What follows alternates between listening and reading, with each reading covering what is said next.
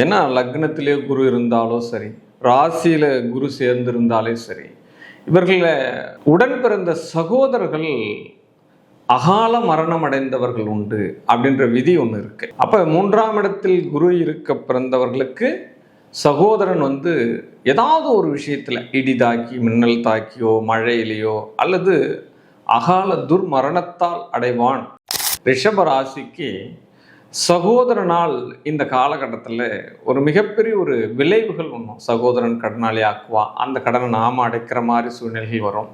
இல்லை ஏற்கனவே சொத்துபத்தில் இருக்கக்கூடிய பிரிவுகள் வரும்போது இந்த காலகட்டத்தில் அதனுடைய பாதிப்பினுடைய தாக்கம் இருக்கும். அப்போது நல்லா ஒற்றுமையாக இருந்த இடத்துல வழக்குகள் வருவதற்கு உண்டான சூழல்கள் நடக்கும் அப்படின்னு சொல்லலாம். மிதிவண்டி தொழில், இந்த மோட்டார் சைக்கிள் தொழில், அதே இந்த 3ஆம் இடம் இந்த டாக்குமெண்ட் சார்ந்த விஷயங்கள் எல்லாம், இந்த கைவினை தொழில்கள், ஹேண்ட் கிராஃப்ட்ஸ், இந்த மாதிரி கைத்தறி நெசவாளர்கள், இது எல்லா வித இந்த ரிஷபராசினர் ஏதாவது ஒரு இந்த துறையில் இருக்காங்க அப்படின்னா அவங்களுக்கு எல்லாமே இந்த காலகட்டத்தில் இதனுடைய பாதிப்புகள் உண்டு தான் பண்ண போகிறது. தந்தையாருடன் மனக்கசப்புகள் ஏற்படும்.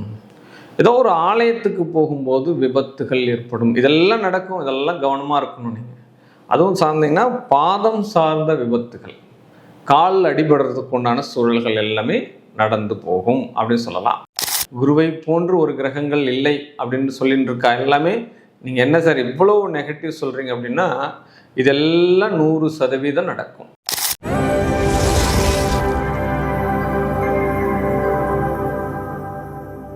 ஓம் ஸ்ரீ ஸ்ரீங் சிவயவ சிவாவா சிவரூபிணியேவா. ஓம் சக்திதாயே போற்றி, சர்வம் சக்திமயம். அகிலாண்ட கோடி பிரம்மாண்ட நாயகி உமையினுடைய அருளோடும் உங்களுடைய பேரன்பும் ஆதரவோடும் உங்களுடைய ஜோதிடர் டாக்டர் ஓம் சக்தி ராஜா. கேம் சேஞ்சர் நேயர்கள் அனைவருக்கும் கோடான கோடி நமஸ்காரங்கள். இப்போ நம்ம பார்க்க இருக்கிறது குரு வக்ரம். ஒரு ஜாதகத்தில் ஒரு பாவகத்தில் பார்த்தோம் அப்படின்னா பரிகார கிரகம் அப்படின்னு பார்த்தோம் அப்படின்னா குரு பகவான் தான். குரு வந்தால் தான் கோடி நன்மை. அப்போ குரு பார்க்க கோடி நன்மை. குரு பகவான் தான் பரிகார கிரகம். அப்படிப்பட்ட இந்த குரு பகவான் வக்கரமாகிறது 12 ராசிக்கும் எப்படிப்பட்ட பலன்களை கொடுக்க போகுது அதான் நம்ம இப்போ பார்க்க இருக்கிறோம். பட் இந்த குரு பகவான் எப்போ வக்கரகதி ஆகிறார் அப்படின்னு பார்த்தோம் அப்படின்னா, இந்த குரு மிதுனத்தில் இருக்கார். மிதுனத்தில் இருக்கக்கூடிய குரு பகவான் 18/10/2025 முதல் கடகத்துக்கு மாறுறார். ஆக்சுவலாக பார்த்தோம் அப்படின்னா ஒரு 47 டேஸ் அவர் கடகத்தில் இருக்கார்.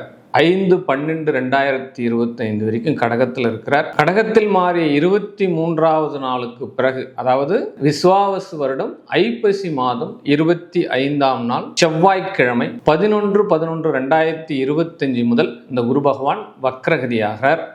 இவர் நிகர்த்தி ஆகிறது பார்த்தோம் அப்படின்னா 11/3/2026 மாசி மாதம் 27ஆம் தேதி தான் இவர் வக்ர நிவர்த்தி ஆகிறார். அதாவது நேர்கதி அப்படின்னு சொல்லுவாங்க. வக்ரம் அப்படின்னாலே தன்னுடைய தன்மையை மாற்றிக்கொள்வது. ஆமாம், நம்ம ஒரு தன்மையில் இருப்போம். அது நம்ம உடல் மனம் எல்லாமே ஒரு பாதையில் சென்று கொண்டிருப்போம். திடீர்னு நமக்கு ஒரு மாற்றங்கள் வாழ்க்கையில் வரும். மனத்தளவில் ஏற்படக்கூடிய மாற்றங்களாக அந்த மாற்றங்கள் இருக்கும். இந்த கிரகங்களுடைய கதிர்வீச்சுக்கள் தான் ஒரு மனிதனை இயக்குகிறது. அப்படிப்பட்ட இயக்கத்தில் இந்த குரு பகவானுடைய கதிர்வீச்சுகள் இப்போது வக்ரகதியாக மனிதனை இயக்கப் போகிறது, இந்த பிரபஞ்சத்தை இயக்குகிறது. ரிஷபராசினர் இந்த குரு வக்ரத்தால் இதுநாள் வரை 2இல் இருந்த குரு பகவான் உங்களுக்கு 3ஆம் இடத்துக்கு போகிறார். 3ஆம் இடத்தில் நின்று வக்ரகதி ஆகிறது எந்த அளவுக்கு சாதகம். அப்போ குரு இருக்கிற இடத்த கெடுக்கிறார் அப்படின்ற ஒரு விஷயம் எல்லாருக்குமே தெரியுதான். ஏன்னா லக்னத்திலே குரு இருந்தாலோ சரி, ராசியில குரு சேர்ந்திருந்தாலே சரி, இவர்கள உடன் பிறந்த சகோதரர்கள் அகால மரணம் அடைந்தவர்கள் உண்டு அப்படின்ற விதி ஒன்று இருக்கு. அப்ப 3ஆம் இடத்தில் குரு இருக்க பிறந்தவர்களுக்கு சகோதரன் ஏதாவது ஒரு விஷயத்துல இடி தாக்கி, மின்னல் தாக்கியோ, மழையிலையோ அல்லது அகால துர்மரணத்தால் அடைவான் அப்படின்ற ஒரு விதி இருக்கத்தான் செய்யுது. அப்படிப்பட்ட இந்த பாவக அமைப்புல ரிஷப ராசிக்கு சகோதரனால் இந்த காலகட்டத்தில் ஒரு மிகப்பெரிய ஒரு விளைவுகள் ஒன்றும். சகோதரன் கடனாளி ஆக்குவான், அந்த கடனை நாம் அடைக்கிற மாதிரி சூழ்நிலைகள் வரும். இல்லை ஏற்கனவே சொத்து பத்தில் இருக்கக்கூடிய பிரிவுகள் வரும்போது இந்த காலகட்டத்தில் அதனுடைய பாதிப்பினுடைய தாக்கம் இருக்கும். அப்போ நல்லா ஒற்றுமையாக இருந்த இடத்துல வழக்குகள் வருவதற்கு உண்டான சூழல்கள் நடக்கும் அப்படின்னு சொல்லலாம். அப்போ சிறு குறு தொழில் பண்ணவங்களுக்கு எல்லாமே இந்த ரிஷப ராசியினருக்கு இந்த 3ஆம் இடத்தில் வரக்கூடிய குரு ஒரு உயரிய தன்மையை தருவாரா அப்படின்னா நிறைய விரயத்தை கொடுப்பார். ஏன்னா லாபம் வரணுன்றதுக்காக ஏதோ புது புது டெக்னாலஜி நம்ம கொண்டு வரோம். அந்த டெக்னாலஜியால் நிறைய செலவீனங்கள் தான் நடந்துருக்கு கண்டி. இன்னும் நம்ம அந்த லாபகரத்தை எட்ட முடியல அப்படின்ற ஒரு விஷயங்கள் வரும். அது சிறு குறு தொழில் பண்ணுறவங்களுக்கு. இதே காலகட்டத்தில் மிதிவண்டி தொழில், இந்த மோட்டார் சைக்கிள் தொழில், அதே இந்த 3ஆம் இடம் இந்த டாக்குமெண்ட் சார்ந்த விஷயங்கள் எல்லாமே, இந்த கைவினை தொழில்கள், ஹேண்ட்கிராஃப்ட்ஸ், இந்த மாதிரி கைத்தறி நெசவாளர்கள், இது எல்லா வித இந்த ரிஷபராசினர் ஏதாவது ஒரு இந்த துறையில் இருக்காங்க அப்படின்னா அவங்களுக்கு எல்லாமே இந்த காலகட்டத்தில் இதனுடைய பாதிப்புகள் உண்டு தான் பண்ண போகிறது. இந்த காலகட்டம் தான் ஏதாவது என்ன பண்ணுவான்னா சொத்து வாங்குவா, இந்த சொத்தில் ஏதாவது டாக்குமெண்ட்ஸில் வில்லங்க இருக்கும், அந்த வில்லங்கத்தில் போய் இப்போ மாட்டிக்குவா. அதையே தன்னுடைய வாழ்நாள் முழுவதும் ரொட்டீனாக அந்த பிரச்சனையிலேருந்து வெளில வர்றதுக்கு உண்டான சூழல்கள் எல்லாமே தெரியாமல் மாட்டிக்குவா. ஆமாம், நல்லா போயிட்டு இருந்தது சார், ஒரு சொத்தை வாங்கினேன், அந்த சொத்து இன்னொருத்தர் பேரில் இருந்தது, அதை என்கிட்ட மாற்றி விற்றுட்டாங்க அப்படின்ற மாதிரிலாம் சொல்கிறதுக்கு உண்டான சூழல் அமைந்துவிடும். ரொம்ப ரொம்ப கவனமாக இருக்க வேண்டும் அப்படின்னு சொல்லப்படுது. அதே காலகட்டத்தில் மூத்த சகோதரனுடைய குடும்பத்தில் ஏதாவது திருமண சம்பந்தப்பட்ட பிரச்சனைகள் நடக்கிறதுக்கு உண்டான வாய்ப்புகள் அதிகமாக உண்டு இந்த காலகட்டத்தில். அது பெண்ணாக இருக்கட்டும், ஆணாக இருக்கட்டும். மூத்த சகோதரன், மூத்த சகோதரி, இந்த உறவுகள் எல்லாமே, அல்லது பெரியப்பா பெரியம்மா, இந்த உறவுகள், இந்த குடும்பத்தில் திருமணம் சார்ந்த பிரச்சனைகள் நடப்பதற்கு உண்டான சூழல்களை இந்த குரு வக்கரகதியானது கொடுக்கிறார் அப்படின்ற விஷயத்தை நம்ம தெரிஞ்சுக்கலாம்.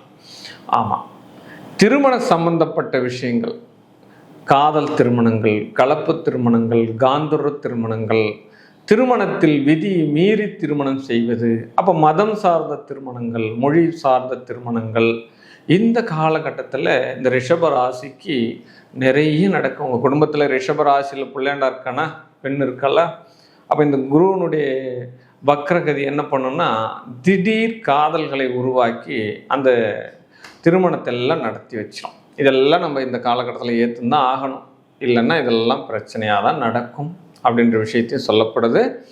இந்த காலகட்டத்தில் நீங்கள் பிஸ்னஸ் பண்ணுறீங்க, தொழில் பண்ணுறீங்க அப்படின்னா 7ஆம் இடம் சொல்லக்கூடிய பார்ட்னர் அந்த தொழிலை ஆக்கிரமித்து கொள்வார் அப்படின்னு சொல்லலாம். ஏன்னா இந்த ராசியினருக்கு இதெல்லாம் நடக்கும்.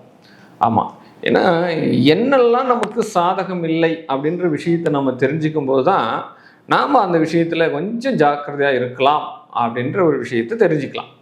பட் நம்ம ஒரு பார்ட்னராக பண்ணுறோம், அப்போ தொழிலை 2 பேரும் டாக்குமெண்ட்ஸ் ஆதியாக ரிஜிஸ்டர் பண்ணிட்டு பண்ணுறோம் அப்படின்னா யாராவது ஒருத்தர் உயர்ந்து அவர் தொழிலை உயர்த்திக்குவார். அப்படிதான் நம்ம தொழிலை கைவிட வேண்டியிருக்கும் அப்படின்ற விஷயத்தை சொல்லலாம். தொழில் செய்யக்கூடிய இடங்களில் திருடு நடப்பதற்கு வாய்ப்புகள் அதிகமாக உண்டு. இந்த காலகட்டத்தில் கவனமாக இருக்கணும். அப்போ லாக்கரில் இருக்கக்கூடிய பொருட்களை கூட போலித்தனமாக மாற்றுவதற்கு உண்டான சூழல்கள் எல்லாம் நடக்கும். நம்ம தங்கம் வச்சுருப்போம், நகை வச்சுருப்போம், அடகு பிடிச்சிருப்போம், யாராவது ஒருத்தர் பேரில் நம்பிக்கைக்குரிய ஒரு பேரில் வச்சுருந்தோம் அப்படின்னா அவர் என்ன பண்ணுவார்னா நகை மேலே காசு வாங்கிடுவார், இல்லை நகையை மாற்றி வச்சிருவார். இந்த சூழ்நிலைகள் எல்லாம் தங்கத்தால் அவதி.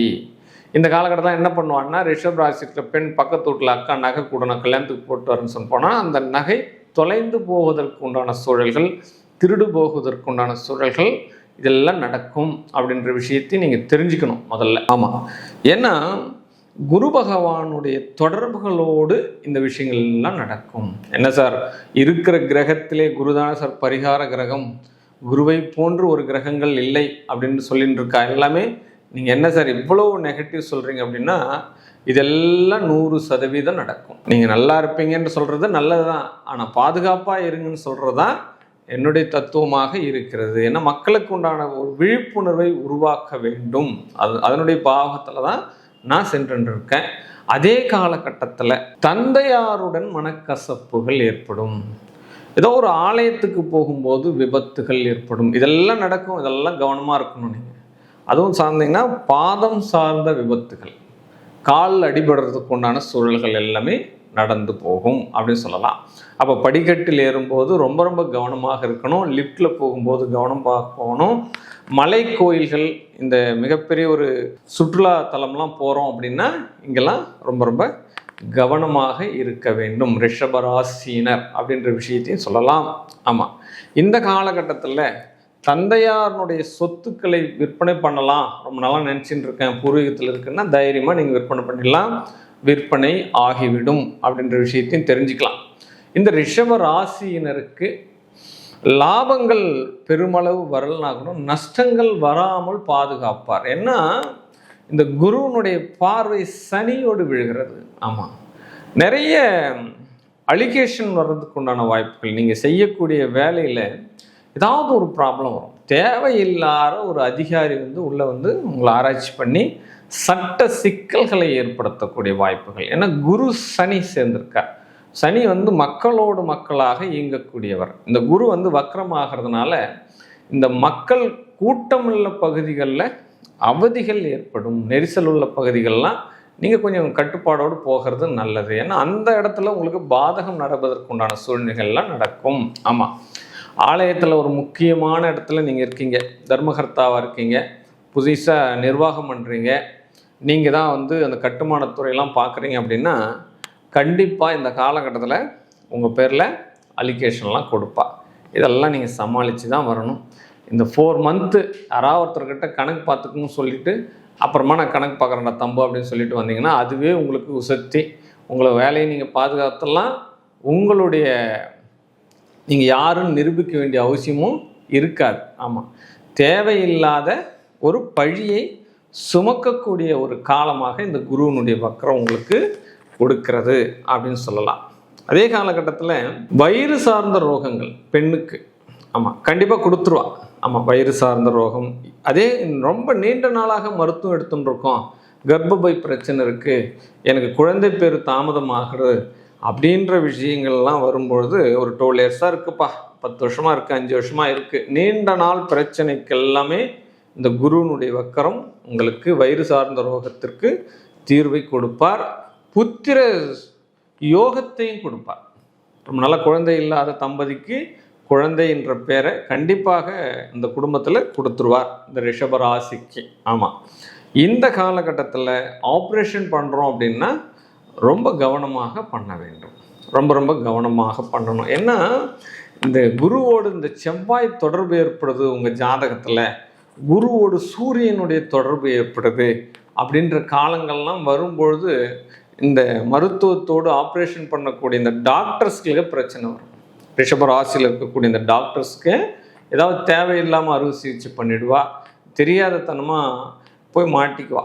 இதெல்லாம் சட்ட சிக்கல்கள், அலிகேஷன்கள், அவங்களுக்கு உண்டான ஒரு கெட்ட பெயர்கள், இது எல்லாமே வந்துவிடும். அப்போ ஒவ்வொரு விஷயமும் நாம் எடுத்து வைக்கக்கூடிய காலங்கள், எந்தெந்த பாவகத்து ரீதியான பிரச்சனைகள் வருது அப்படின்ற ப்ரொடக்ஷன் நான் கொடுத்துருக்கேன். இதெல்லாம் ரொம்ப ரொம்ப கவனமாக இருங்க.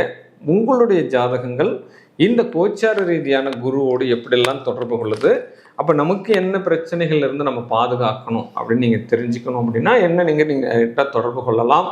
அதற்குண்டான ப்ரொடக்ஷன் கண்டிப்பாக உங்களுக்கு கிடைக்கும். இந்த ரிஷப ராசினர் இந்த குருனுடைய வக்கரத்திலிருந்து வெளியில் வரணும் அப்படின்னா வீக்லி ஏதாவது ஒரு நாளை தேர்ந்தெடுத்துக்கோங்க. அது உங்களுடைய குல தெய்வத்துக்கு உகந்த நாளாக இருக்க வேண்டும். அப்போ வீக்லி ஒரு நாளை தேர்ந்தெடுத்து அட்லீஸ்ட் 2 வேளையாவது விரதம் இருந்து அந்த ஈவினிங்கில் அந்த குலதெய்வத்திற்கு ஒரு அனுகிரகம் பூஜை பண்ணி உங்களுடைய காலத்தை நீங்கள் இந்த குருவினுடைய வக்கரகதி வரைக்கும் கொண்டு போகணும். கண்டிப்பாக இந்த விஷயத்தை நீங்கள் தொடர்றீங்க அப்படின்னா கண்டிப்பாக உங்களுக்கு பாதுகாப்பு கிடைக்கப்படும். வாழ்க வாழ்க வாழ்க.